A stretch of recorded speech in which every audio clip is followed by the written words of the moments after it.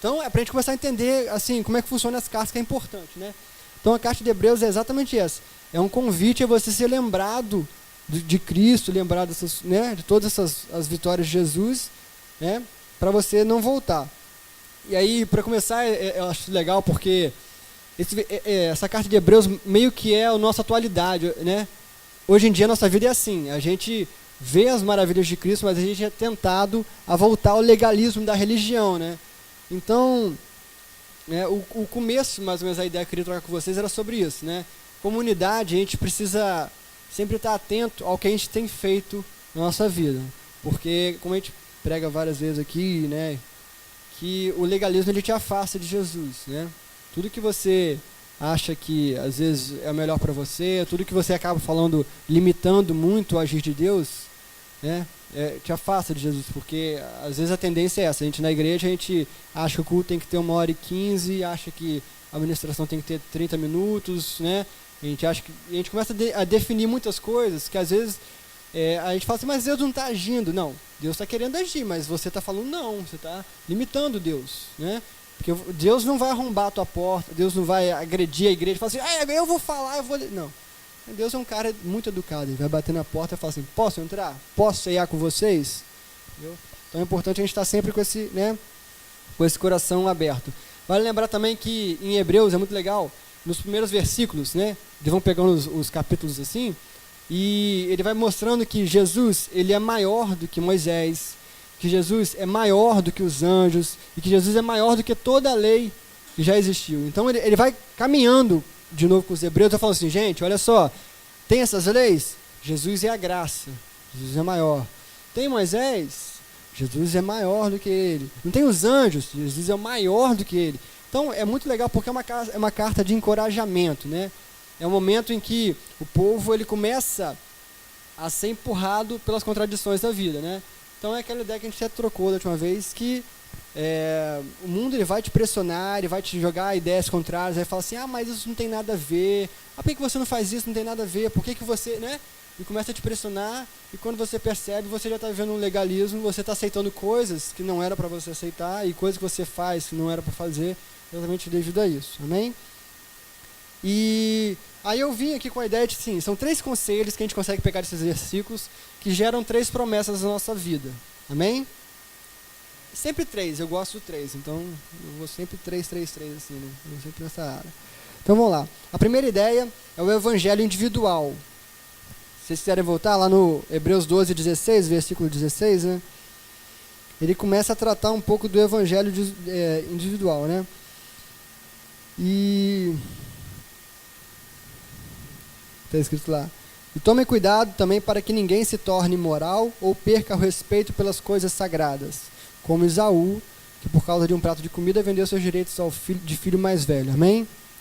Ele está alertando sobre a sua vida, né? Ele está alertando sobre você como um indivíduo. Ele está falando assim, olha, Jesus conhece você pelo nome. Jesus não conhece você porque um dia, né, você aceitou Jesus. Jesus já te conhecia, Jesus sabe exatamente o que você pensa, as suas vontades, os seus desejos, os seus sonhos, medos, amém? E ele está falando exatamente sobre isso. Ele está falando, Jesus é um Deus pessoal. Então cuidado, para você não perder, né, o limite do evangelho. Se vocês perceberem, ele está falando exatamente isso. Olha, o legalismo, cuidado com o legalismo na tua vida. Cuidado para você não começar a achar que tudo posso naquele que me fortalece, né, catou um versículo da Bíblia, ficou legal, colou no carro e vai seguindo fazendo besteira na vida, amém? Então é para fugir disso, né? E é muito legal porque ele fala assim, toma cuidado para você não se tornar imoral e para você não perder o respeito pelas coisas. Isso é muito importante, porque hoje em dia o que a gente mais vê são as pessoas perdendo o respeito pelas coisas de Deus, amém? Por exemplo, o judeu ele não fala o nome de Deus. Isso é coisa muito séria, assim. Para o judeu aquilo é muito sério, Deus. Tanto é que o judeu não chama Deus de Deus.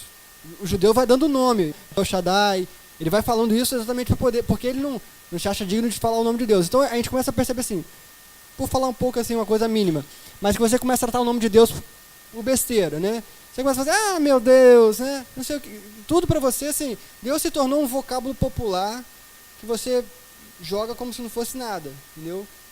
E por mais bobo que possa parecer, né, isso é só um pontinho mínimo das coisas que a gente vai colocando dentro da igreja e a gente vai acabando perdendo o respeito pelas coisas de Deus, né? Por exemplo, agora há pouco tempo foi construída uma catedral enorme, né? Que vai virar tópico, né, dos evangelhos. Foi construída uma catedral e a ideia é retomar o templo de Salomão, as mesmas medidas, tamanho, e isso é um pouco que perdeu o respeito pelas obras de Deus, porque o templo de Salomão foi destruído, né? Deus falou que não ficará pedra sobre pedra dos templos. Deus fala que já vem um tempo, ele chegou, que os adoradores adorarão em espírito e verdade, e o homem continua voltando à ideia de ter um lugar. Ou seja, o homem está perdendo o respeito pelas coisas de Deus, né? O homem está tratando as promessas de Deus, os sonhos de Deus, como se fosse besteira. A mesma coisa a gente faz na nossa vida, quando Deus fala assim com a gente: meu filho, eu estou cuidando de você, confia em mim que nós vamos caminhar juntos. Você, beleza, eu estou com Deus, Jesus é o cara. Aí você fala assim: pô, vou fazer uma faculdade. Para quê? Você não ora a Deus. Você vai conversar com todos os seus amigos, você vai perguntar para os seus pais, vai perguntar para o seu irmão, para o tio, para o cachorro, mas Deus mesmo, você pensa assim: se for de Deus, Deus vai me abençoar, né? Você tem que tomar cuidado com isso, porque Deus precisa ser a prioridade da nossa vida mesmo. Acordou? É Deus. Entendeu? Tem até aquela música que fala, né? Que seja a luz em minha janela e pá, música legal. Amém? Isso. Seja meu universo. Amém. Então, vale lembrar que Jesus é um Deus pessoal. Ele quer encontrar a tua vida. Então, não importa se o teu pai é cristão, se o teu pai é pastor, não importa se o seu irmão é cristão, se o seu namorado é cristão. Amém? Deus quer ter um encontro com você. Então, isso é indiferente à história da sua família. Pô, minha família inteira é cristã, meus pais construíram essa igreja da primeira rocha, e você? Eu vou. Deus é pessoal. Então, a gente tem que tomar cuidado com isso. Deus quer ter um encontro com a nossa vida, Deus quer ter um encontro com a sua vida. E você precisa estar aberto a esse encontro com Jesus, né? A gente começa a perceber, nisso que a gente, né, nessa ideia que a gente está trocando, que o evangelho individual, ele é o primeiro passo para a gente caminhar com Jesus. Primeiro você precisa ceder a sua vida para Jesus. Você precisa falar assim: Jesus, eu te aceito. Jesus vai ceiar com você e você precisa liberar a tua vida para Jesus. O primeiro tem que ser Jesus. Não adianta você liberar a tua vida para Jesus e continuar guiando a sua vida. Amém? Amém. Isso é muito importante, porque a caminhada, ela não é de um dia só, né? Então, a coisa mais difícil que tem é você caminhar no dia a dia e ser cristão e se manter firme na fé. É muito difícil. E por isso que Jesus precisa ser a nossa decisão pessoal, dia após dia. Todo dia acordar tem que ser Jesus, Jesus. Né? Então, vamos lá, porque abre a sua Bíblia então em Marcos 8.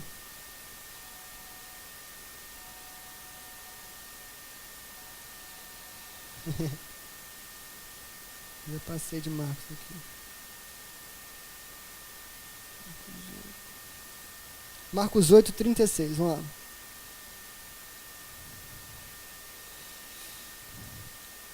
Amém. Que é um versículo muito legal, que é assim: o que adianta alguém ganhar o mundo inteiro, mas perder a vida?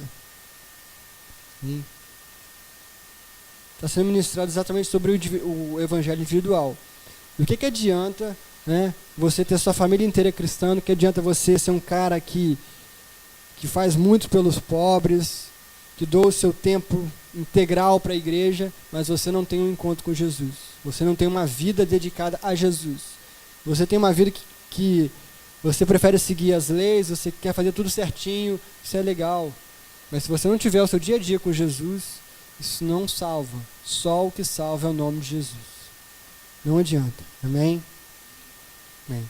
Segundo ponto. Primeiro, então, o evangelho individual. Segundo ponto, o evangelho coletivo. Amém?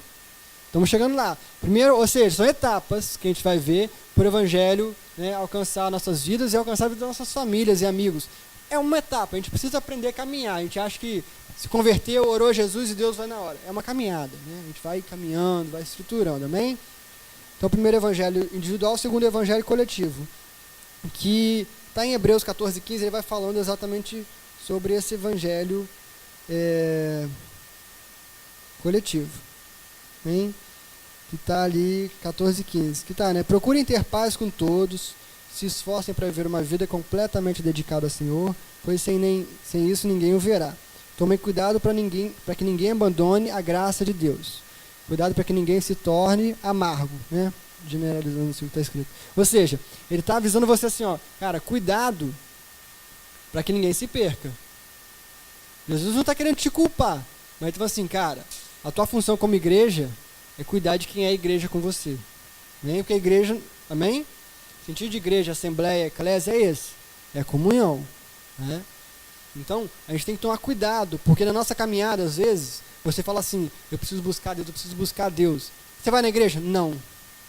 Então, você está deixando passar um ponto importante. Jesus fala, você tem que me buscar, mas você precisa também caminhar. Certo? Então, né, é muito legal. E vale lembrar que, por exemplo, o sonho de Deus para a nossa vida é família. Deus curte muito família. O primeiro ponto que o diabo vai usar para te deixar bolado é destruir a tua família. O primeiro lugar que ele quer mexer é separar você daquilo que te faz feliz. Pode perceber, se você estiver triste, você nunca vai estar triste com um monte de gente. Ficou triste, você vai para o teu quarto sozinho, fechar a porta e ficar lá tranquilo. É isso que o diabo quer. O diabo quer fazer assim, ó, quer começar a te deixar bolado. Você fala assim, pô, hoje na igreja uma pessoa falou uma coisa comigo que não foi legal, me deixou meio triste. Aí você vai para casa, vai ficar no seu quarto sozinho chorando. Porque o diabo quer isso, ele quer te dividir. Né? É igual aquela ovelha, as 99 ovelhas, uma some. Jesus vai atrás, mas o diabo quer separar aquilo ali. O diabo quer ficar tirando uma por uma, assim, ó, os cantinhos. Entendeu? Amém? O diabo ele não tem autoridade na sua vida. Ele não pode fazer nada contra a sua vida. Amém? Por isso que a Bíblia fala que ele fica como um leão rugindo. Porque ele fica querendo imitar Jesus, te confundindo. Às vezes você fala assim, poxa, vou orar a Deus para uma namorada, não é a namorada de Deus. Amém? Ele está te confundindo. Às vezes você fala assim, poxa, eu quero muito estudar para ter um concurso. Deus abre a porta do concurso, mas não é aquele que Deus queria para a sua vida. Por quê? Porque você não tem um contato individual com Jesus. Está vivendo uma vida meio aplainando ali a situação. O diabo vai imitar, né? Vai começar a rugir do teu lado ali, começar a cochar no teu ouvido e você vai seguindo pelo caminho dele. Isso é ruim. Né? Então isso é muito importante, porque vale muito a pena, é importantíssimo você estar firmado numa igreja.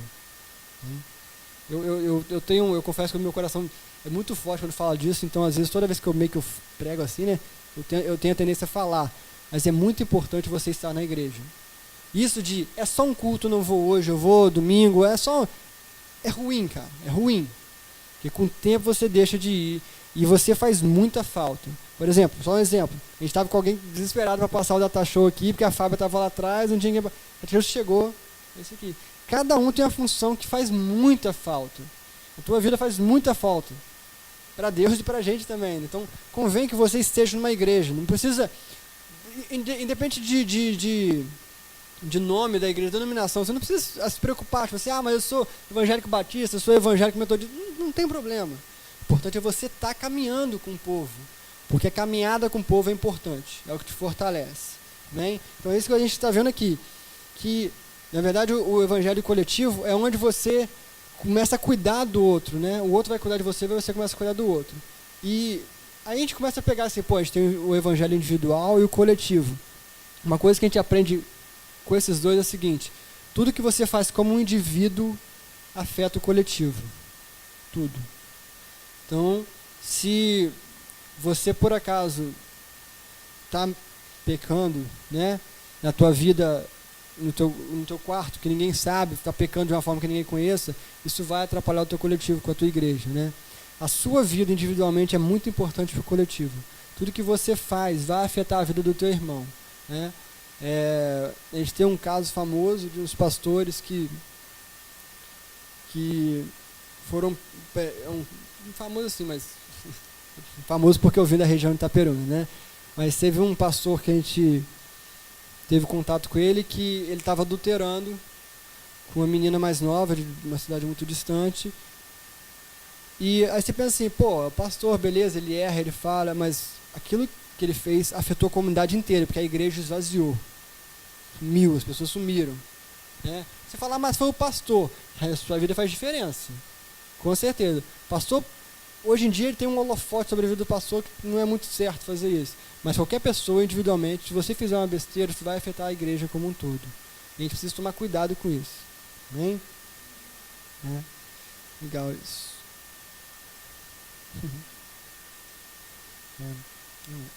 E o terceiro tópico, né, é o evangelho da busca. Amém? Isso é legal. Então a gente passou pelo primeiro, o evangelho individual, o evangelho coletivo. A gente aprendeu que os dois são um só. Que se você fizer uma coisa individualmente, você vai afetar o coletivo. E a gente passa para o evangelho da busca. Amém? Que ele fala, né? Ele fala, portanto, levantem suas mãos cansadas, andem por caminhos aplanados, né? E vai assim por fora, né? Vai falando, né? Para a gente caminhar, a gente precisa entender. Deus precisa alcançar a nossa vida precisa ser usada por Deus, que é o objetivo de igreja, é você ser usado por Deus. E aí a gente começa a caminhar. Quando a gente começa a entender quem nós somos. Nós somos servos de Deus Altíssimo, amém? Somos amados, criaturas que Jesus ama. Amém? Quem precisamos ser na comunidade? Você tem uma função que só você vai ocupar. Não adianta você falar que não faz falta, faz, e só você tem aquele lugarzinho, é seu. Né? E o terceiro, entender o que a nossa comunidade representa. Né? Porque às vezes a gente não tem ideia de como a igreja faz diferença. Né? Você vai reparar que muitos dos projetos sociais vêm de igreja, porque a pessoa começa, quando a pessoa começa a conhecer Jesus, ela começa a liberar a tua vida, né, em misericórdia para a vida dos irmãos. Então, é muito legal, porque a misericórdia, né, é você pegar a miséria do outro para a tua vida. Né? Então, o sentido de igreja é esse, que a gente possa começar a caminhar com uma pessoa, né, individualmente com Jesus. Jesus vai nos colocar numa igreja e a gente vai começar a conquistar o mundo para Jesus. Amém? Então, legal, top. Então, vamos lá. Mateus 7,14. O trajeto é estreito e cansativo. Muito cansativo. Esse versículo é famoso, é legal, mas só para ler.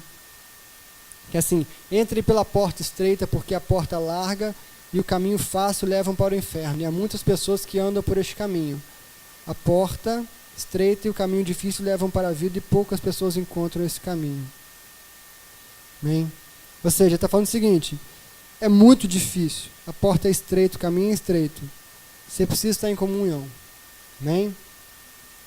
E é legal. Quando eu estava lembrando dessa ideia de coletivo, de você caminhar como uma igreja, em busca de um propósito com Jesus, é mais ou menos a ideia do trote de faculdade. Né? Quem passou vai se lembrar, o elefantinho é exatamente aquilo ali. Entendeu? É o elefantinho. Você segura a mão da pessoa da frente, e é muito ruim, porque você tem que andar agachado assim, né? E a pessoa vai puxando e você vai andando, é uma correntezinha assim, que as pessoas vão andando assim.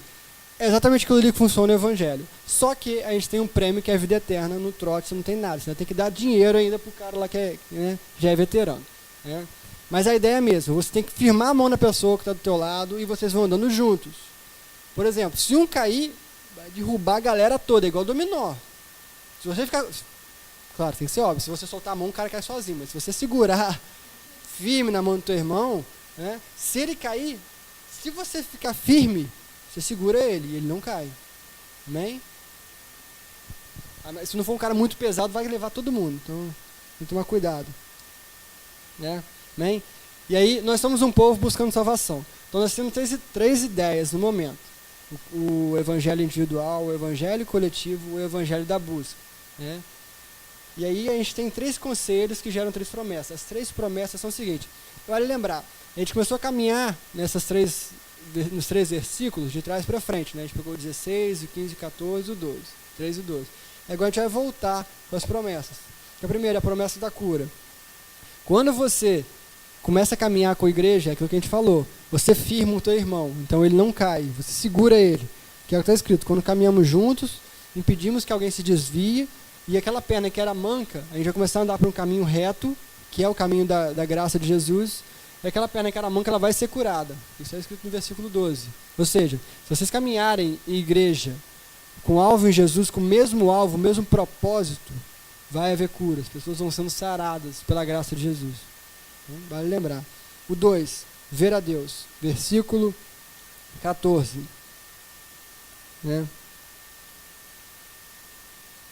Versículo 14. Procurem ter paz com todos e se esforcem para viver uma vida completamente dedicada ao Senhor, pois sem isso ninguém verá o Senhor. É muito sério. que ele deu 2 ideias aqui. Paz com todo mundo e se esforce para ter uma vida completamente dedicada. Ele não falou assim, e tem uma vida mais ou menos dedicada, e tem uma vida que de manhã você trabalha, de tarde você trabalha, e de noite você se separa para o Senhor. Completamente, é completo. Precisa ser por inteiro e completo. Jesus precisa ser por inteiro e completo nessa vida. Amém? Eu estou falando, se você começar a caminhar como um povo, vocês vão se segurar um no outro, e a caminhada vai ser suave. Porque onde um tropeçar, o outro vai segurar. Amém? Segundo, você vai ver a Deus. Através disso você começa a ter misericórdia pela vida do teu irmão. Você começa a treinar o amor ao próximo. Por isso que você começa a ver Deus. Porque não tem sentido o evangelho se for só para você. Se você pegar aquela semente, é aquela história, é o que Jesus falou, a parábola da semente. Se você pega a semente, guarda no teu coração, qual o propósito dela? Vai frutificar uma árvore? Não. Esse é o propósito do evangelho, que você pega aquela semente que Deus está te dando e plante ela. Amém? Joga na vida do irmão, planta no coração do irmão. Então, você começa a caminhar com o povo, você começa a entender um pouco de misericórdia, porque, cá entre nós, igreja às vezes é complicado, né? Você quer fazer de um jeito, a pessoa quer fazer do outro, né? E aí você começa a falar, putz, deixa a porta aberta, deixa a porta fechada, liga o ar, desliga o ar, coisas pequenas, mas nesse meio tempo você vai começando a caminhar, você vai começando a entender o que Jesus falou sobre misericórdia. Quer falar, cara, calma, cada um está passando por um problema diferente, cada um está começando a entender, né, a caminhada que tem com Jesus, e a gente precisa entender que nós somos um povo só. A gente precisa ter um alvo em comum. Independente da nossa opinião, o alvo tem que ser o mesmo. Amém? E o terceiro tópico é salvação para todos, né? Que ele fala lá no versículo 16, 15, isso. Tome cuidado. 15? Isso, é o 15 mesmo, isso. Tome cuidado para que ninguém abandone a graça de Deus. Amém? Ele fala, quando a gente anda em grupo, a gente caminha no mesmo propósito. Deus está moldando a gente individualmente, Deus está moldando a gente no coletivo, e a gente está caminhando como uma igreja. Nessa caminhada, Deus vai curando a gente, Deus vai permitindo que a gente veja Ele, e Deus vai nos dando bem mais precioso que a salvação. E a salvação não é só para o primeiro da fila, não é para o último, é para todo mundo.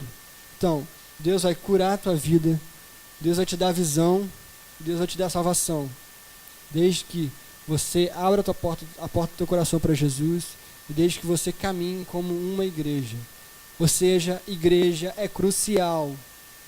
Igreja não é crucial. É um bem importantíssimo. Hein? Você precisa se dedicar a isso. Você precisa se dedicar a participar da igreja, a atuar na igreja. Amém? Porque o que Jesus quer de você é exatamente isso. Você pega a semente que Ele está te dando, Deus está te dando uma estratégia, Deus está te dando um dom, está te dando palavras. Ele quer que você faça assim, agora vai lá, planta aquela semente ali, fala aquilo que aquela pessoa precisa ouvir. Porque na nossa cabeça, às vezes, a gente não compreende os projetos de Deus, e a gente continua limitando Jesus. Então, que a gente, essa noite, a gente possa entender que os planos de Deus são maiores do que a gente consegue imaginar, que igreja, ela não é só as cadeiras que estão aqui ocupadas. Igreja é a nossa caminhada diária. É quantas vezes você liga para a pessoa que você gosta e fala, ei, tudo bem? É quantas vezes você se comunica pelo Zap lá hoje em dia. É quantas vezes você faz vontade de falar assim, ó, eu vou lá na igreja hoje. Ah, por que você vai? Eu vou porque lá é o momento que eu encontro com meus irmãos, é o momento que eu tenho comunhão com os meus irmãos para adorar a Jesus. Você pode adorar Jesus na tua casa. Você pode adorar Jesus no teu quarto. Mas você vai estar sozinho. Aqui na igreja é onde você se junta com as pessoas que têm a mesma vontade que você se junta com as pessoas que têm os mesmos erros, pessoas que são fracas igual você, e você se fortalece. Hein? E se você ficar sozinho, você vai ser fraco e você vai ser quebrado. E aqui na igreja é o momento onde você vai ser, né, cuidado pelo Senhor. Amém? Porque Jesus está colocando na tua vida pessoas que são importantes. Então vai lembrar, quando você vai na igreja, quando a gente participa de uma igreja, o sentido é que você cuide, não do seu coração. Você vai cuidar do coração da pessoa que está contigo. E ela vai cuidar do teu coração. E esse é o sentido do amor de Deus. É que você não se preocupe com o teu coração, mas com o coração da pessoa que está do teu lado. E ela vai se preocupar com o seu. E assim, todo mundo vai ter o coração cuidado por alguém. Amém? Você nunca vai ficar sozinho se você participar, se você realmente atuar e jogar semente. Jesus está mandando ele jogar. Então, buscando para encerrar, para a gente poder orar, vá lá em Hebreus 12, né, 28 e 29, versículo 28 e 29. Que é muito legal também.